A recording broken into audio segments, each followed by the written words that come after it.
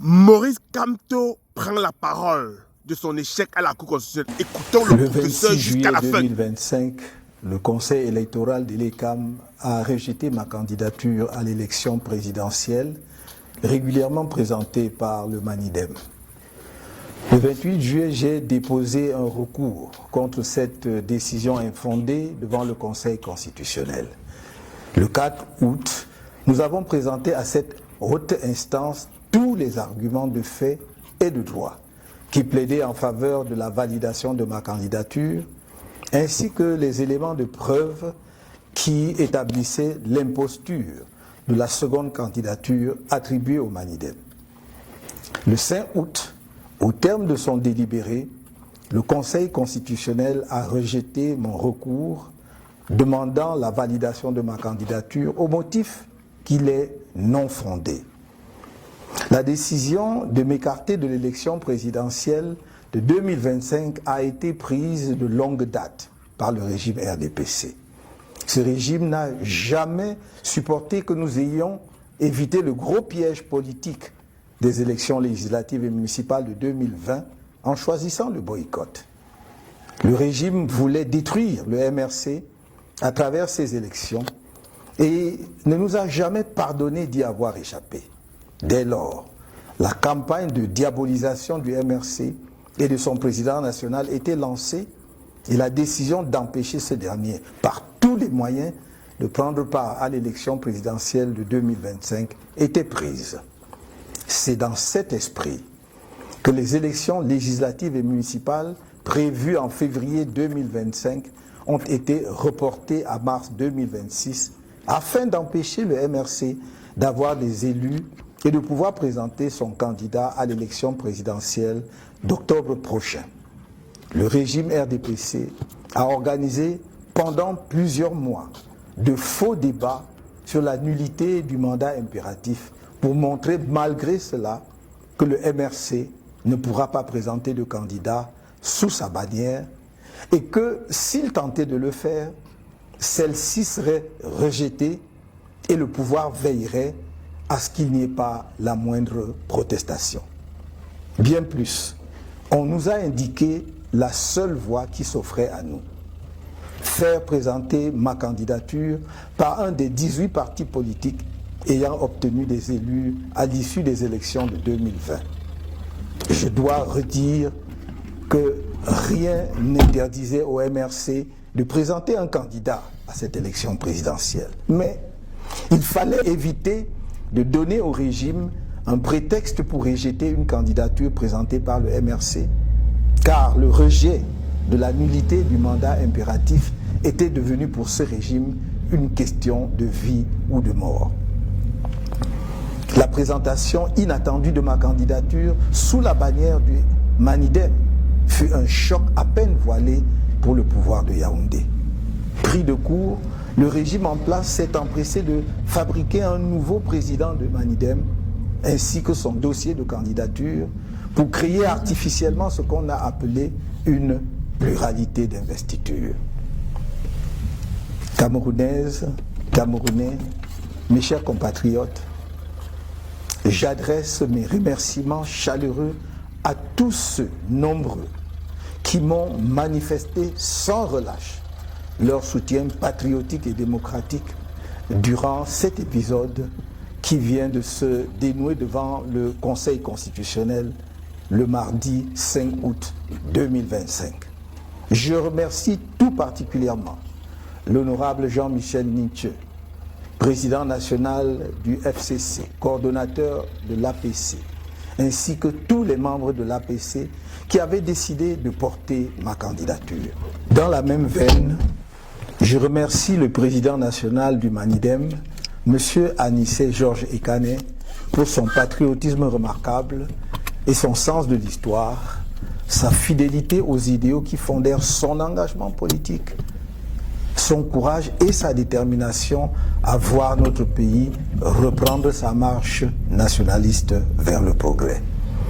C'est aussi pour moi l'occasion de saluer l'engagement exceptionnel de tous les responsables ainsi que les militants du MANIDEM pour leur soutien à ma candidature. J'exprime ma reconnaissance aux dirigeants et aux nombreux militants du MRC pour leur soutien indéfectible, leur engagement inébranlable et leur courage remarquable face aux multiples épreuves qui lui sont imposées au quotidien par un régime sans inspiration ni aucune vision pour le pays. Mes chers compatriotes, j'ai dit et répété que je ne vous trahirai pas. Et je ne vous ai pas trahi. En revanche, le Conseil constitutionnel, la justice et l'ECAM, le pouvoir en place à travers le ministère de l'administration territoriale notamment, qui a été de tous les mauvais coups contre nous, vous ont trahi sans état d'âme.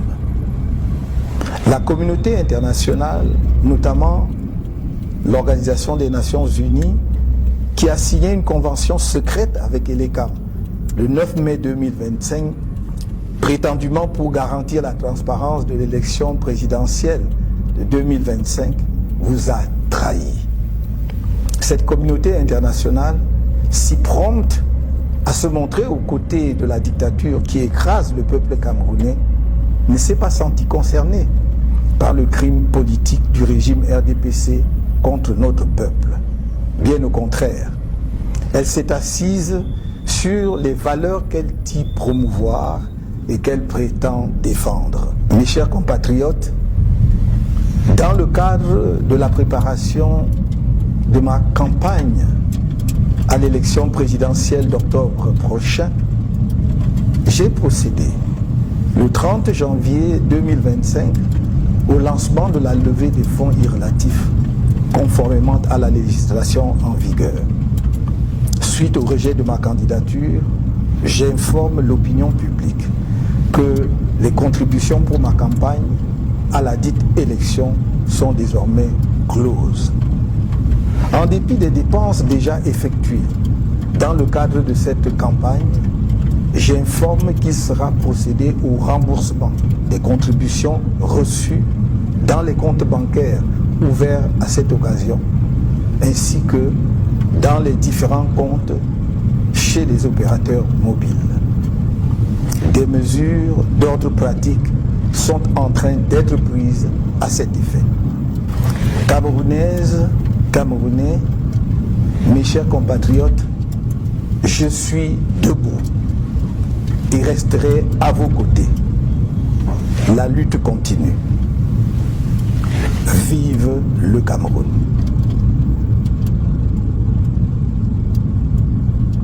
On 26 July 2025, the Electoral Council of ELECAM rejected my candidacy for the presidential election, which had been duly submitted by Manidem.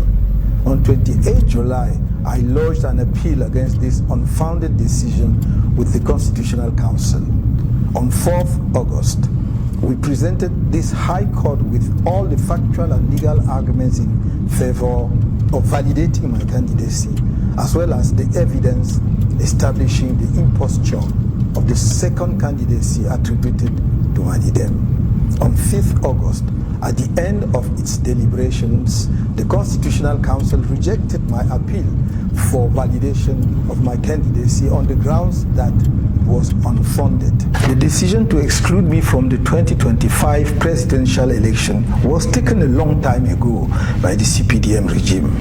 This regime never accepted the fact that we avoided the big political trap of the 2020 legislative and municipal elections by choosing the boycott.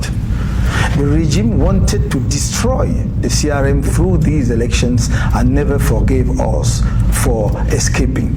From then on, a campaign to demonize the CRM and its national president was launched, and the decision was taken to prevent him by any means possible from taking part in the 2025 presidential election. It was with this in mind that the legislative and municipal elections scheduled for February 2025 were postponed until March 2026 in order to prevent the CRM from having any elected representatives and from being able to present its candidates in the presidential election next October. When it was discovered that the CRM had elected municipal representatives, the CPDM regime organized fake debates for several months on the nullity of the imperative mandate in order to show, in spite of this, that the CRM would not be able to present a candidate under its banner, and that if it tried to do so, it would be rejected and the authorities would ensure that there would be no protest whatsoever. What's more, we were told that the only option open to us was to have my candidacy put forward by one of the 18 political parties that has won seats in 2020 elections. I must repeat that nothing prevented the CRM from presenting a candidate for this presidential election, but we had to avoid giving the regime a pretext for rejecting a candidacy presented by the CRM, because rejecting the nullity of the imperative mandate had become a matter of life or death for this regime. The unexpected presentation of my candidacy under the Manidem banner came as a thinly veiled shock to those in power in Yaoundé. Taken by surprise, the regime in power rushed to create a new president of Manidem and his candidacy file to artificially create what was called a plurality of investure. Cameroonians, my dear compatriots, I would like to extend my warmest thanks to the many people who have tirelessly shown me their patriotic and democratic support during this episode, which has just been resolved before the Constitutional Council on Tuesday, 5th August 2025. I would particularly like to thank the Honorable Jean-Michel Nimtje, National Chairman of the FCC and the coordinator of the Political Alliance for Change, as well as the members of the Political Alliance for Change who decided to support my candidacy. In the same vein, I would like to thank the National President of Manidem, Mr. Anissé George Ikane, for his remarkable patriotism and sense of history, his loyalty to the ideals on which his political commitment was founded, his courage and determination to see our country resume its nationalist march towards progress. This is also an opportunity for me to salute the exceptional commitment of all the leaders and activists of Manidem for their support for my candidacy. I would like to express my gratitude to the leaders and many militants of the CRM for their unfailing support, their unwavering commitment, and their remarkable courage in the face of the many trials imposed on them on a daily basis by a regime that has no inspiration and no vision for the country. My dear compatriots, I have told you again and again, I will not betray you. And I have not betrayed you. On the other hand, the Constitutional Council, the judiciary, ELECAM, the powers that be, through the Ministry of Territorial Administration in particular, which has been involved in all the wrong moves against us, have betrayed you without a second thought. The international community, notably the UN, which signed a secret agreement with ELECAM on 9th May 2025, supposedly to guarantee the transparency of the 2025 presidential election, has betrayed you.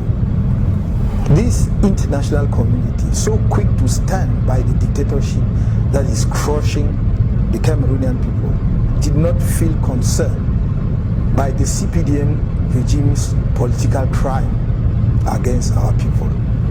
On the contrary, it has sat on the values it claims to promote and defend. My dear compatriots, as part of the preparations for my campaign for the presidential election next October, on 30 January 2025, I launched the fundraising campaign in accordance with the legislation in vigor. Following the rejection of my candidacy, I would like to inform the public that contributions to my campaign for the forthcoming elections are now closed. Despite the expenses already incurred in connection with this campaign, I hereby inform you that the contributions received in the bank accounts open for this purpose and in the various accounts with mobile operators will be reimbursed. Practical measures are being taken to this regard. Cameroonians, my dear compatriots, I'm on my feet and will remain at your side. The struggle continues. Long live Cameroon.